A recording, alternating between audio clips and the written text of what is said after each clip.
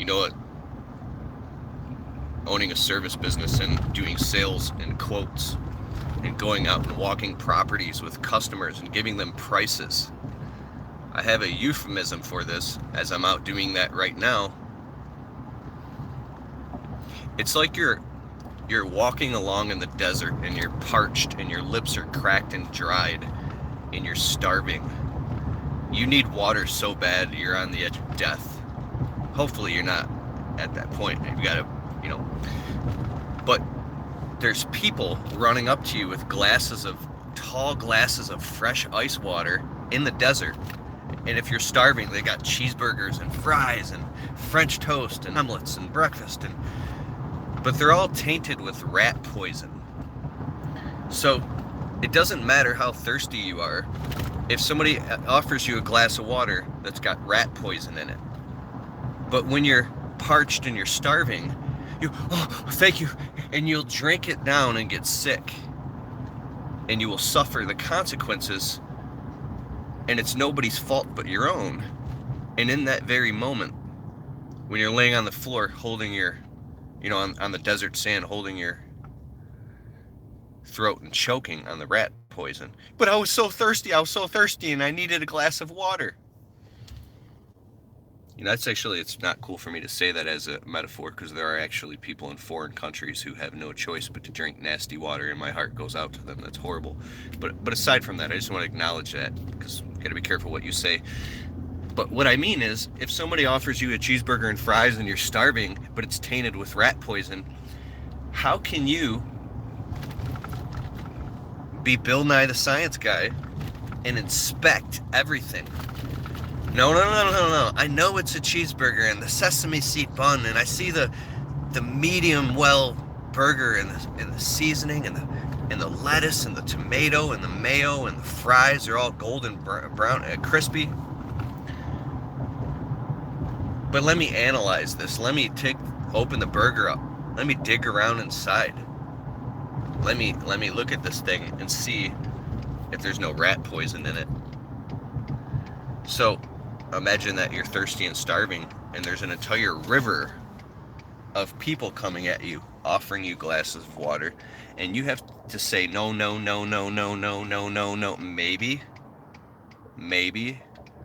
nope, no, or just have, here, let me pull over real quick. I'm fascinated by this shit, dude. How are you doing? What's up? It's Keith Kalfas, the Keith Kalfas channel, out doing quotes on a Saturday. A little bit of rain here in Michigan. I do quotes on Saturdays because we're so busy during the week, it just doesn't even work. So I'll stack up to 12 quotes on a Saturday and just knock them all down. Pulling over. Okay, I'm pulled over.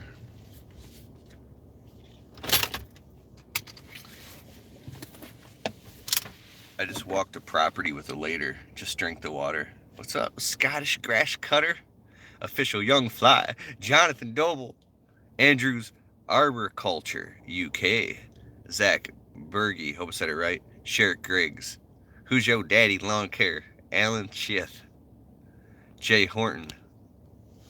So I just walked a property with a lady and gave her a quote to fix and repair the landscaping, put down some rocks, fix the edging, rip out a couple things, basic stuff.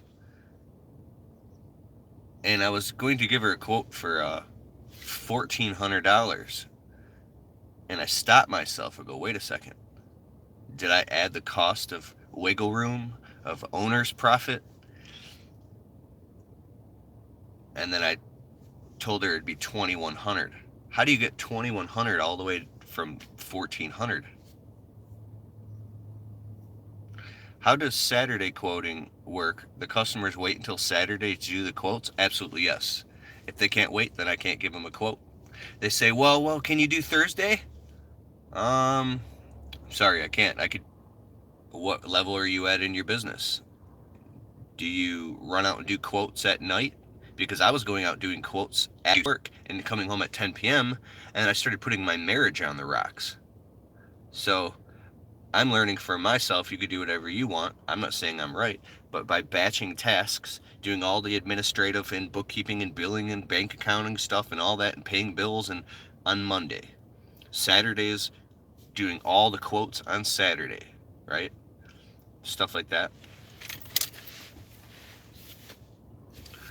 So think about this. If you go out and do all your quotes in one day, you can be clean. You're not dripping in sweat. You're not scrambling. You're in sales mode. You got your clipboard. You got your stack of, your estimate sheets. You got all your stuff out, and now you can smoothly and succinctly, purposefully be present with all of your customers and give them all quotes. You feel weird overcharging? What is overcharging? Do you do quotes for people who live in $500,000 houses and have Mercedes in their driveways? I'm not saying that means anything, but is the amount of money you're making right now going to get you, I don't know, a beautiful home and paying for your children's college educations and the best health insurance and having a Roth IRA for your retirement? Is it enough money for you to go on a couple vacations a year, to take care of your family, to maybe invest in real estate, or to invest in something that brings you streams of residual income? Or are you only charging enough money to just make it? Here's one right here. Thank you for calling Kalfas Services. This is Keith speaking. How can I help you? Hey, good afternoon, Keith. Well, good morning still. I need my lawn power rake, if that's what you call it. Or what do you call it when they poke the holes in the lawn with that fancy machine? Oh, that's called a core aeration, sir. Quick aeration. Yes. I believe I need the aeration. I've had it done well over 10 years ago. But my lawn is not growing. Mm-hmm. So, I'm sorry, but we actually don't offer that service anymore. Oh, okay.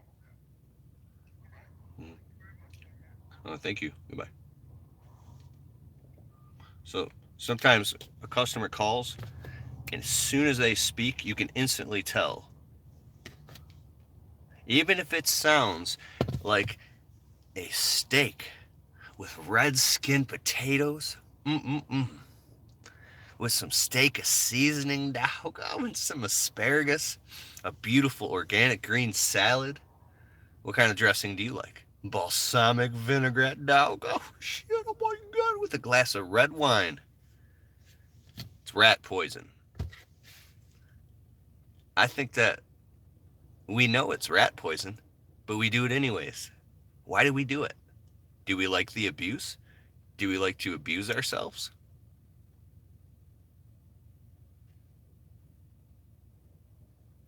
Customer just called. You ever have a customer call you that you've done work for in the past for way too cheap, and now they're calling you back? They want more. They want more. And you say, okay, I'll be right on that. Because you need money and you go out and do it. Mr. Jones. Yes, I know I sound different. It's because I'm a professional now. No, it's me. It's me. Yeah, we did work for you in the past at 12345 Strawberry Lane. We ripped out this thing. We did this thing, right? Yes, I've grown since then. I'm a man now.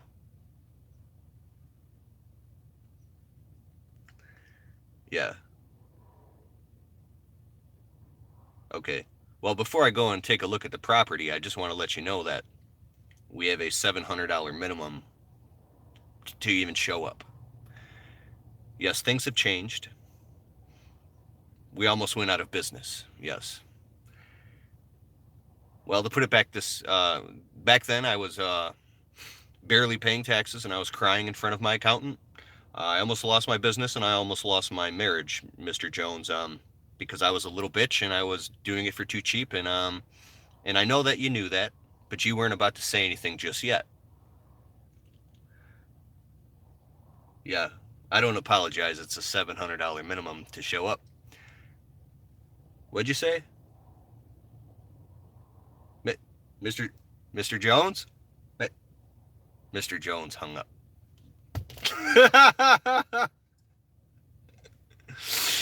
Pivoting, man. Dude, I've lost so many clients in the last 2 weeks, in the last month. It's insane, bro. We've done work for 4,000, 4,500 people. And one after another, they're dropping like flies, bro. What percentage of jobs do I get out of how many phone calls? Out of every 20 phone calls that comes in, probably 10% of them turns into a quote or a real conversation. And then out of all those, maybe a 30% closing rate. Now, if it comes to window cleaning, we sell those jobs directly over the phone. Dude, I know this channel is formerly the Landscaping Employee Trap. I do landscaping and window cleaning, so I kind of get to see into both worlds. Does anybody on here do window cleaning as well as landscaping? Totally different ball game, just like any other business. And because I'm in both at once, and kind of to my own fault, yeah, Luke the window cleaner. So you know, the window cleaning game has its pros and cons, but it has some advantages over this whole landscape maintenance game. Now, if you're doing if you're totally into landscape, you're doing big projects and patios, and you've got that down to a science, kind of like a Phil Saros from Dirt Monkey University. I mean, you guys can really rake in the dough.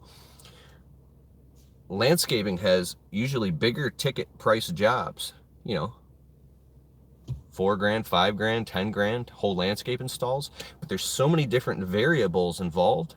As a contractor, I believe you have to go through a lot of shit for a long time before the truth rises to the top, and you can see, whoa, I got to be extremely careful and be very communicative and know your plants, know your pricing, know your time, know the size of the property, your travel time. There's so many things you got to pay attention to, or you could really be halfway through a job and you get that lump in your throat. You're like, oh shit. Later, Luke. Luke the window cleaner. This dude has like the biggest window cleaning channel on YouTube. Anybody here who does, just check out Luke the window cleaner sometime. The guy's, pow. I learned a lot of stuff from Luke. So later, Luke. But and congrats on 6,000 subs. I know you're probably way past that now, but anyway, so landscaping has so many different variables that it's not like a cookie cutter thing that you can just teach a new guy overnight. There's a lot of shit that can go wrong. You can pull your hair out. I mean, unless you've got guys working for you that have been landscaping for a long time and they know the way it's done, dude, you're gonna pull your hair out and lose money. It's later, bro. You can end up laying in bed with bags under your eyes. But I think that's all part of the business. Now, window cleaning, on the other hand, is interesting because literally, customer calls. Hi, I'd like a quote to get my windows cleaned. Oh, awesome. What website did you learn about our services? Oh, on Google. We saw you had plenty of 5-star reviews, or we saw your ad, whatever. Okay, awesome. So I can actually look at your house directly on Google Earth and give you an almost exact quote directly over the phone. Now, obviously, there might be some windows we can't see, but I can give you a pretty accurate quote. So you pull up Google Earth and you can rotate and look at the entire house, count all the windows. 36 windows times 7. Let's just say 4 times 7 is, what's that, 28? That's pretty cheap, 280 bucks. Yeah, that's right. So, okay, so that's our $279 package to clean all the windows inside and out, plus clean the screens and wipe down the window ledges. And let me look at our schedule. We actually have Friday morning open at 8:30 a.m. Do you want me to keep going? You just be very assumptive. We also have Friday at 1 p.m. moving into next Tuesday. Oh, Friday at 1 p.m. works? Okay, you take down all the customers' information on the phone with them while looking at their house on Google Earth. Mrs. Jones, 12345 Strawberry Lane. Get down in your email address for confirmation. Right? What scheduling app do I use? I just signed up with Service Monster by Joe Kowalski. I've got all that, but I'm still using Google as I transition into it. But I've got Google Calendar, Google Maps. I hope this isn't clear so I don't show you. I can't show any of my customer information, but there's my calendar. See? Google Calendar.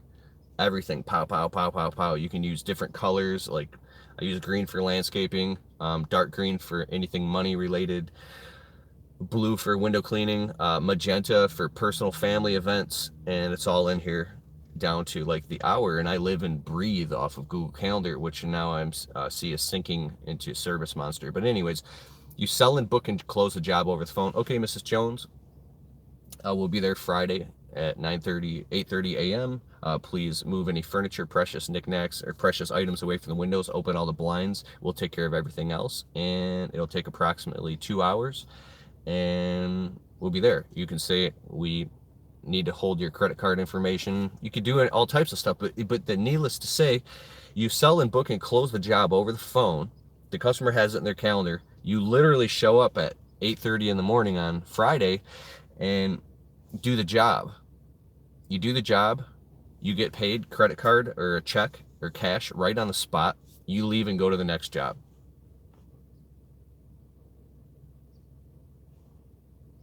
You leave and go to the next job. Now, it sounds really easy. It sounds lucrative. So we average, I wrote a book called $500, How to Make $500 a Day Cleaning Windows. It sells on Amazon. I created an entire course called the Window Cleaning Blueprint. I mean, if you want to look into window cleaning, Luke was on here. He's got tons of videos. I got videos, a whole channel called the Window Cleaning Blueprint. It's got like 6,000 subscribers, and there's a lot of stuff on there. But we average $700 to $800 a day when we do window cleaning, but the profit margins are there, and there's not all these crazy variables. So I can pay insurance and labor and gas and taxes and still make profit and just do cookie cutter window cleaning jobs and not have to actually go visit a property. You don't have to prepare a quote. You don't have to drive all over town getting plants and doing all this crazy shit. You show up, clean the windows, and bounce. Now here's the catch. Yesterday was a nightmare cleaning windows. I got home, I was so exhausted that I went straight to bed, and I was up till 5 o'clock in the morning stressed out about my business. You have to be extremely careful when you're going into people's houses of the expectations that you create with them. I can't even get into it on this video. You will lose your ass in the window cleaning business and end up laying in bed with bags under your eyes like, dude, this is crazy. I thought I was easy. I could just clean windows. Do you outsource other jobs you don't want or charge for leads with your junk leads from undesirables? So I would like to get into that, selling leads, because I believe I'm really good at marketing, but there is no but. It's just I have too many damn things on my plate. Now, I do referral things with friends. I have friends who do tree work, so I send them tree jobs, and then they throw me a percentage, or they'll throw me $50 or whatever. I think that's cool. As far as window cleaning, I'm trying to attract somebody right now, either a partner or somebody who can subcontract and take on work. I'm also in the market for a foreman. I know that's not what you asked, but or a right-hand man, or a guy that I can pay really, really well to take all this responsibility off me and grow this company together, because I'm stressed out. I can't do it myself. I'm in Michigan. Have I ever thought of opening a restaurant? Hell no. My wife and I were laughing the other night. She said we should open it, because I love to cook and I'm good at cooking. She called it Kalfas Kitchen. Kalfas Kitchen with the K sticking out, like almost like fire. Kalfas Kitchen, and then there's fire and it's red. Kalfas Kitchen. Oh wow, you make 10%. So you could just get into selling leads. You make off subbing tree work and paver jobs. That's good, dude. You sell 20,000 a job, you make $2,000 if you're good at marketing. And I really think that could be the way to go, is eventually just get into sales and selling and not have to deal with doing everything else. Charlotte, North Carolina. Okay, I'm gonna get out of here. I've got to go to a quote right now. I'm on my Note 8 right now, and I've got it hooked up to this little suction cup thing on my windshield.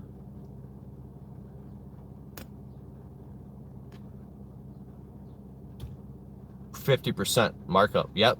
Terry Rucker, what you said makes perfect sense. I gave a quote like an hour ago, and I stopped to myself. I said, wait a second. Am I getting a 50% gross profit margin? No. Am I going to be kicking myself in the ass halfway through this job? Yes. So I raise the price up before giving the quote to the customer.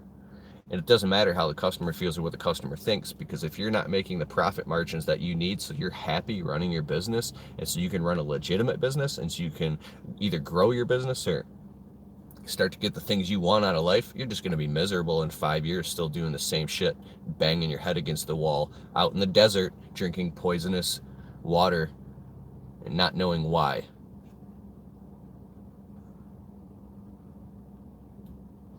Insurance claims. Later.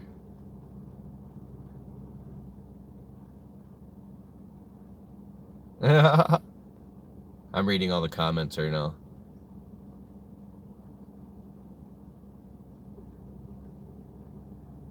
Can you show me my estimate template? This one, it needs to be modified, but there's a basic contract on there.